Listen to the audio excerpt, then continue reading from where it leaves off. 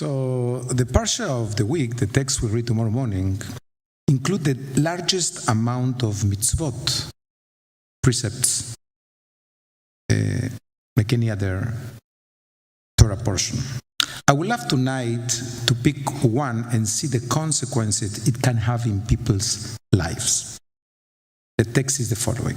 If you see your brother's ox or sheep going off track, you must not ignore them. You must return them to your brother. If your brother is not near you, or if you do not know who the owner is, you must bring it home and keep it until your brother identifies it. Oh my God, a sheep, you bring a sheep home? This is what it says. As a result of which you must return it. You must do the same for a donkey. An article, I know it's funny not to have a sheep home and a donkey home. You need to do the same with an article of clothing or anything else your brother loses. And if you find, you may not remain indifferent. Finding and returning lost objects has been such a Jewish obsession that our rabbis dedicated a Talmudic tractate, Baba Metzia, to it. It teaches us that in the ancient temple there was a stone of losses. There are people who had lost things and people who had found things will go. In the holiest place in the world, the finders will bring what they had found and the losers will go to find what they had lost. Now understand, this mitzvah is not only about stuff. It's not only about tangible things. It's about anything that gets lost. If somebody loses their way in life, you must help them find their way back. If somebody loses their health, then you must heal them. By the way, Rambam, Maimonides, learned the idea of having a profession called physician from this mitzvah. So you need to return the health to them. This is the essence of the mitzvah to heal. It's why Jews become doctors. If health is a lost object, then you have to restore it.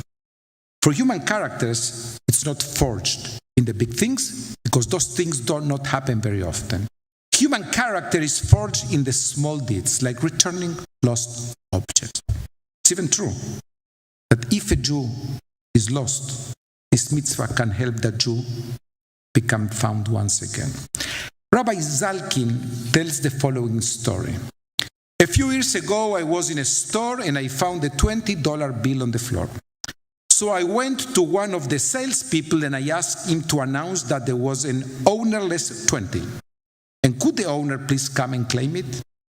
The man looked at me like I was nuts and he said, "Don't you think that everyone in the store is going to come running over there?" "Maybe," I said, "but this is what we have to do. What last I'm going to give you to you and you do what you need to do." But this is the thing. As a Jew, I'm obligated to try to return lost object. That is the Jewish law. So the salesman looked at me, says the rabbi, and then he smiled and he said to me, "You know what? I'm Jewish. I haven't been in synagogue in years, and you tell me that Judaism is to go around looking for someone who lost a 20? If that's Judaism, I got to give it one more try." So we never know what mitzvah will bring a lost Jew back.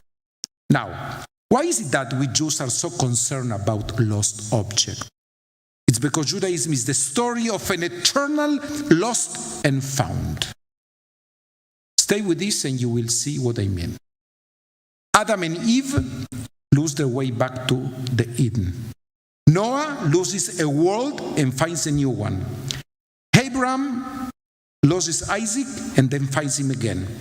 Jacob's sons deliberately lose their brother Joseph, only to find him again. When the daughter of Pharaoh finds Moses, he's a lost infant. And here's something that I never considered. Moses is the name that she gives him, which means that his original name has been lost. And while we are on the subject of lost name, the name of Cain's wife, and Noah's wives, and Abraham's mother, and Pharaoh's daughter, they must have names. But all their names have been lost. The book of Deuteronomy starts, it's literally life as a lost scroll. In the transition between Moses and Joshua, the Talmud says that we lost, no one knows how many mitzvot. There were more than 613.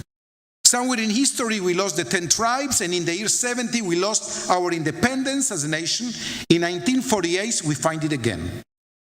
Our national anthem, Atikva, is about the hope for the land that we have never lost. Somewhere in history, we lost the pronunciation of the 4 letters of God's name, Yud, A, Vav, A. Lost and found, and lost again, is the story of the Jewish people. We lose our loved ones to death. We lose relationships, sometimes willfully and vindictively, sometimes accidentally, with people we lose on the path of life through no one's fault. We lose jobs, we lose opportunities. Sometimes we lose entire careers and businesses in our investments. When people lose their houses, which means their homes, which means their stories and their memories. Our children grew up and we lose our roles as parents of young children. We age and we lose our youth. And there is the body image that we lose, and the health that we lose, and the dreams that we lose. But you and I know that there are too many lost things for which this little device that was created by sharp image that says, go and find what you lost. By the way, I was with Annie in Walgreens the other day, remember? The lady was crazy, she lost her phone. I imagine I would react the same way, but the entire store was desperate to find her phone. She couldn't function, she couldn't imagine functioning. So somebody told her, there is a device that it can help you. No, we lose ourselves when we forget what we stand for, and we lose ourselves when we respond to another's demands because they are another's demands, and not because we recognize their essential truth. A small mitzvah, a Shabbat Aveidah, finding and returning a lost object. A big mitzvah, finding and returning lost object, can be a great inspiration to think what we lost in our lives that we miss badly and are ready to work hard to get it back. So let's use the opportunity in the Shabbat that we read about the small but big mitzvah apparently bring Jews back to their heritage. Shabbat Shalom. Please rise for